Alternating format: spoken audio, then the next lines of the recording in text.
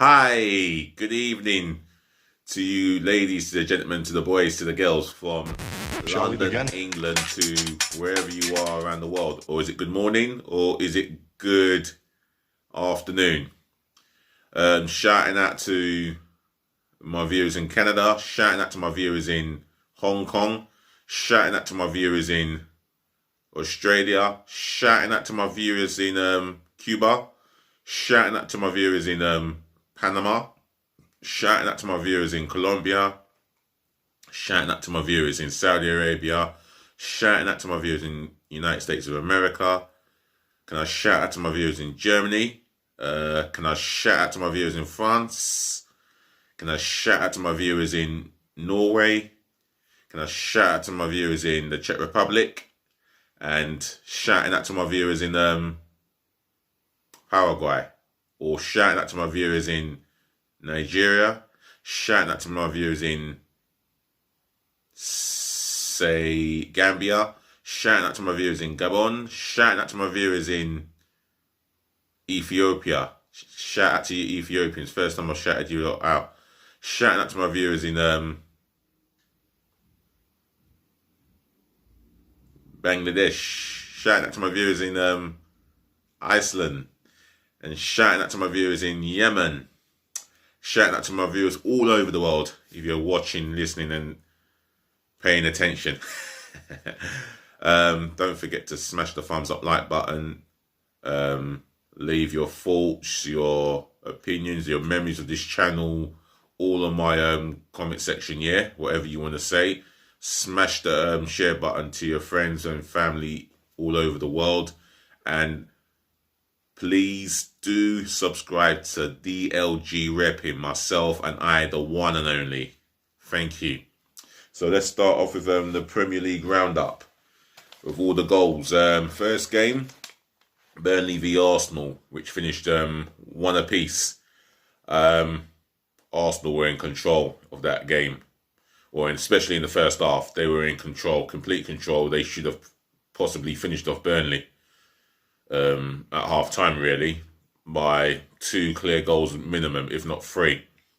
And then 7, maybe 6 minutes before half time, Granit Xhaka yet again. This guy will always let you down. It proves that he can be consistent for as long as it takes, and then one moment of stupidity, one moment of complete senselessness, and he will just continue to let you down. If he's not getting sent off costing you 3 points, he's costing you 2 points because he feels that he could pass the ball around Chris Woods and expect it to go around him.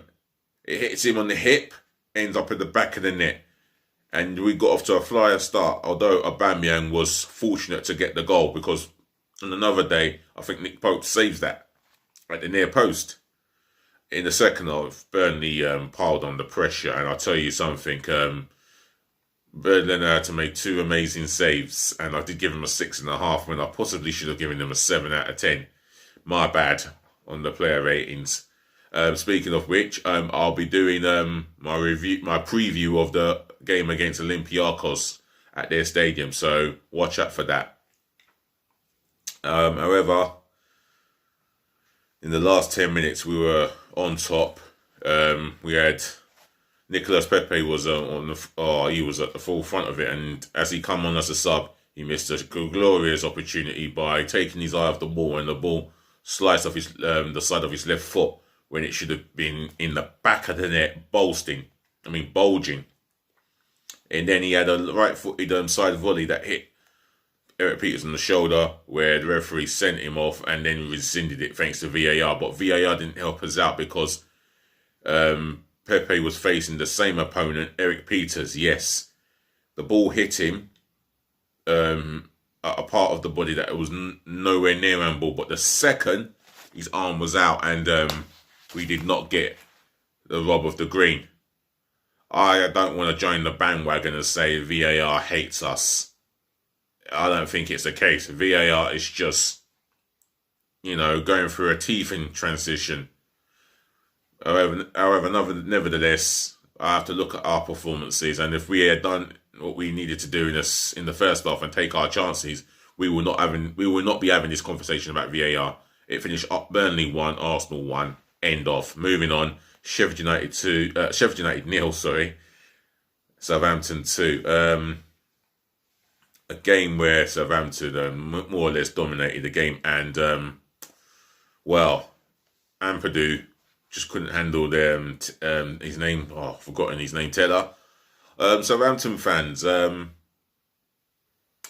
What's the name of the young striker who's come from your academy to start the game? Because he calls Sheffield United's defence all ends of problem with his pace and his directness. Give us the name in the comment section below. Sheffield United fans, do you admit, like your manager Chris Wilder has done, that relegation is due? Arsenal fans, you know how it is, yeah? I'm not one of those who make excuses because of VAR, because of the referee. I'll say it how it is. And the reality is we should have finished off the game in the first half, more or less. Am I correct? Again, Burnley fans, you had a better second half, and in the last 10 minutes, you did well to hang on because we were piling on the pressure. Leave your reaction, your response, your reviews in my comment section below. Sheffield United v Southampton, yeah. Ward-Prowse took the penalty well, sent the goalkeeper the wrong way, and you expect that from him as a club captain and a set-piece specialist. And if he doesn't get into the European Championship squad this year, I'll be astonished because he's had a good season. And Che Adams, not quite England class yet, but what a strike. He'll do himself the world of good. I'll tell you that now. What a world-class strike. Let me tell you something. If that had been Aguero or Robert Lewandowski that scored got that goal, we would have been raving on and on and on about it. Because it's come from Che Adams, yeah. It'll be talked about for a week, and then everyone would have forgotten about that. Nevertheless, Southampton were on top of that game. Sheffield United, it's just not happened for them. And in this game, I didn't think they were too bad, but they were just not good enough. And the fact is, it's not looking good. And Danny Murphy said it on Match of the Day too. They're going to need miracles, them and West Bromwich Albion. I'll get onto West Bromwich Albion later on. However, it finished Sheffield United 0, Southampton 2. Aston Villa v Wolves. The game itself, not a bad game. I think Wolves have the better of the chances, and Emiliano Martinez, who I know very well, he made a couple of good saves. The save from Connor Cody was the best save of the game, and I think from Wolves' point of view, Rui Patricia had to make a save or two, and I think in this game, I think it was end to end, but I feel that Wolves had the better of the chances, and I think they were dominant of the two teams. Adama Traore, if I dare say, he did not have the best of games in this fixture. However, Aston Villa, in the first half especially, Ollie Watkins had an amazing effort from 25 yards out, about that range, or just less than 25 yards, and he struck the bar, and he was so unlucky. Other than that, the Wolves' opportunity, I've spoken about Emiliano Martinez save from Sayas, from Connor Cody, Sayas.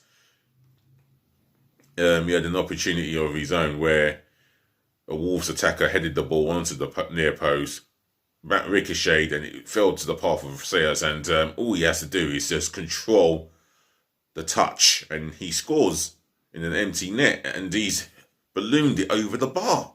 Wow. It was a 0-0 finish at the end, so share of the spoils. Brighton over Albion v Leicester City. Now, Brighton got off to a flying start at the beginning of the first half, and rightfully so. Adam Lallana with a good finish, very neat finish, sending the goalkeeper the wrong way in open play. Yeah. Leicester did dominate the large majority of that game. They had their opportunities. They just couldn't find a way in the first half, and then all they had to do is go do what they were doing, just be patient, and they got the reward. Tillemans, possibly the through ball of the weekend, and Iheanacho, for me, he had such a good game and he deserved his goal. I mean, his movement off the ball and on the ball was tremendous. Jamie Vardy didn't score in this fixture again. I don't know why he's not scoring again. But the great strikers of the world, yesteryears to the present, they go through a bad spell. So Jamie Vardy is not in. He's not in that bracket alone. So let's bear that in mind. Leicester showed great character at 1-1, and then they got a corner towards the end, and for a flap from Sanchez, and who is Brighton's #1 goalkeeper, by the way. And all there is to it was just Amate keeping his eye on the ball and getting a tap in, and the tapping that he did get. And Leicester deserved their lead, and they deserved to win the game in the end. Brighton and Albion, well, they'll be thinking, what if the opportunities they had as well? Schmeichel had to make a good save in the second half, and it was vital. However, Leicester held on to get their deserved win. So it finished Brighton and Albion 1, Leicester 2. Moving on to Sunday's game. This one's to be forgotten, the one I'm going to talk about. West Bromwich Albion v Fulham. Now, for me, I think Anna Shearer summed it up. Both teams lacked quality. I thought they lacked quality as well as composure in the final third. And you could see it. I mean, decision making from both sets of attacking players was so poor. The game was not bad to watch, but the finishing in front of goal was horrendous. And both Newcastle United and West Bromwich Albion, they both deserve to be where they are because their finishing is poor. And Karen Carney mentioned it as well. Finishing in front of goal is horrendous, very poor. And it was a game that it was a game to forget about for me. So it finished West Bromwich Albion 0, Newcastle United 0. West Bromwich Albion fans, Newcastle fans, and all fans, and any of the fans that I mean, I haven't spoken about Villa, Wolves, Brighton, and Leicester fans. If you feel what I'm saying is harsh, if you're watching, leave a comment in my comment. Leave a opinion, leave a message in my comment section below, please. Feel free to do so. Like, comment, and please subscribe to DLG Reppin, myself and I only. Thank you. Right, moving on to the next game, Liverpool v Fulham. Fulham were the better team in the first half, and they deserved to be 1-0 up at half time. Mohamed Salah took too long to clear his lines, and he got dispossessed by Lamina, and what a fine strike by the Gabonese international. Fulham had a number of opportunities in that first half, and but for a brave save from Ellison and woeful finishing from Fulham, they could have been at least 2 goals up, if not 3. Liverpool, on the other hand, did have tremendous opportunities, a couple of opportunities, squandered them. And I'll tell you what, Liverpool, it was highlighted from Murphy that there was no ball pressure, they were static, very ordinary for me, and static, that's what I would say. And Danny Murphy highlighted it. You associate Liverpool playing with intensity, there was none of that. And you can see why they're struggling at the moment. Now, this is their 6th home league defeat at Anfield. Who would have thought it after 60-odd games unbeaten in the league at Anfield? Well, there you go. Fulham deserved their win. Their defending was absolutely immense. Tosin Ayo, I can't even pronounce his surname. Tosin and Henderson at the back were absolutely immense. The defence was so immense, and credit to Anderson, who's on loan from Lyon, club captain, been made club captain for a reason. You can see why. Last-ditch defending, and Fulham have improved ever since the beginning of the season, and they thoroughly deserved their amazing win at Anfield. And in the end, Liverpool fell short, and it finished Liverpool 0, Fulham 1. The next game, the Manchester derby, Manchester City versus Manchester United. What a start for Manchester United. Yes, the club that I've hated from childhood. Yes, I will say that. But they got off to a flying start from when the whistle went. You see Martial going at the defence, and as Graham Souness branded Jesus, dopey, because that was so damn well dense from Jesus. Man City fans, I'm sorry. Yes, your striker Jesus is a dense man, a very dense guy. Why would he have done that? How completely dense is Jesus? Be honest with me. He did not use his brain in that moment. How can he not see that there were 3-4 sky blue shirts on him, on Martial, about to stop Martial from shooting? He's got to take some of the blame for the 2-0 defeat because of his irresponsibility and brain dead moment. And he has to take that responsibility. Gabriel Jesus, you're a dense striker. You're a good striker, but a dense man. Just remember that, yeah? You should have used your brain and used your eyes. You friggin' idiot. Why would you have done that? Disappointed in you. Yes, you're trying to help out, but there were already 3 or 4 of your teammates taking care of Martial, making sure he will not get through. But nevertheless, it was a deserved lead, and Man United set up well. Man City did respond after that goal, despite how well Man United set up defensively well. Tremendously disciplined, and organisation was on point. And for me, Man City did all respond. Gundogan had a shot on target easily straight at Henderson. Zinchenko had a first-time power driver from 20 yards out, well saved by Henderson, and that just shows you how solid he was. And there are some Man United fans crying for Henderson to start in goal, and he's justified that. He did justify that in that performance, in that game. It was a good half for Man United, and then the early second half, Henderson throws a long ball to Luke Shaw. He ran through Man City, played the 1-2 with Martial, and he's hit a fine strike which beat Ederson. The ball nestled at the back stick, far net, and it was a 2-0 lead. And the way Manchester United performed in that second half as well, you could see that they were worthy of their win. And Man City were just short, really short. And I think the second goal really knocked the stuffing out of them, if the truth be told. Nevertheless, Man United got their win and fully deserved their win. So it finished Manchester City 0, Manchester United 2. Tottenham Hotspur v Crystal Palace. One-sided performance for me. Although in the first half, I think Crystal Palace were second best off the ball, second best on the ball.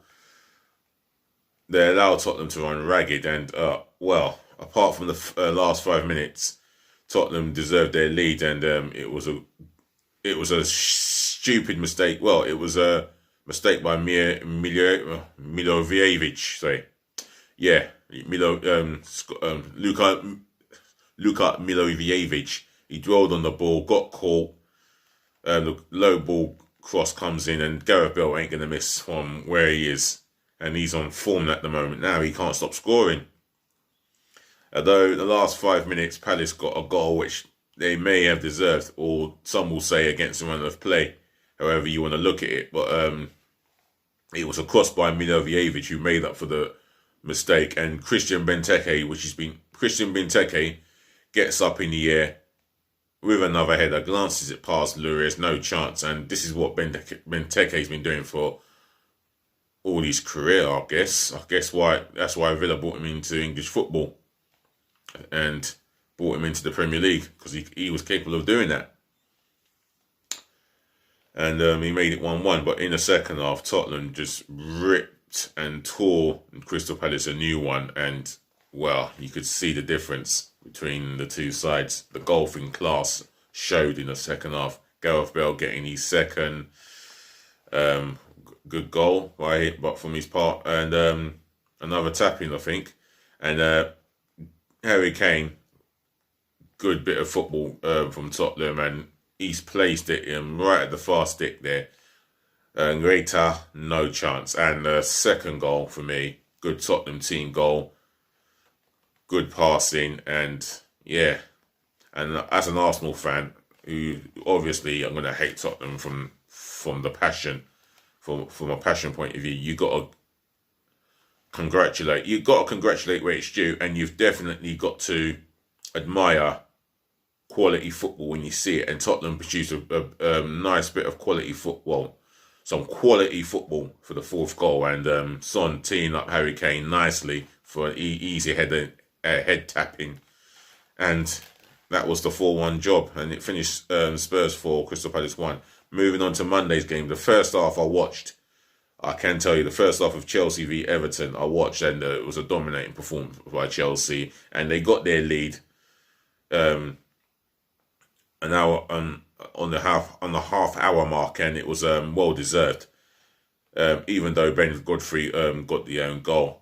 But it was well deserved. And then Chelsea in the second half went 2-0 up, and it was a goal that it was a penalty by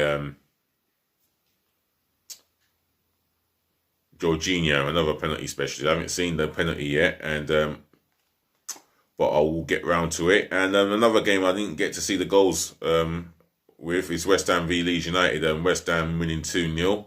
I haven't seen the goals, but Lingard and another West Ham chap, he got Craig Dawson, they got the header. So I haven't seen the game, and West Ham are looking strong for a top 4 finish, and they are in contention to finish in the top 4.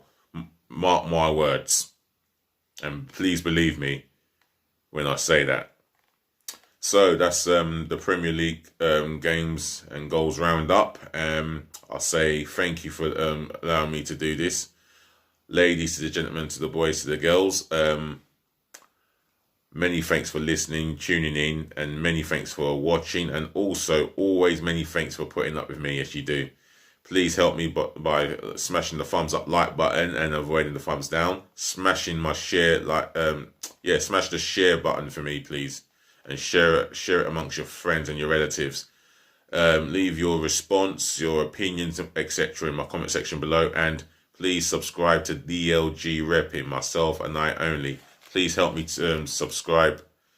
Please help me to subscribe, and let's smash that subscribe button for me, as well as the likes and the share and the comments. Smash that subscribe button for me, left, right, and centre galore, abundantly and passionately for me, please. Yeah, let's get as many subscribers as possible. All I need is another 908 subscribers, and I can start dreaming of big streams and many more big streams. Yeah, but your hard work starts by subscribing, and my hard work starts by bringing you the latest football content, Premier League reviews, as many as possible, Arsenal's reviews and previews of their games, home and away in Europe, and more and more football contents as they come in. Otherwise, I'm out of here, and I'll say see you later all. Good night. If you're in bed, rest well. Stay safe as you always do, and always remember to be nice.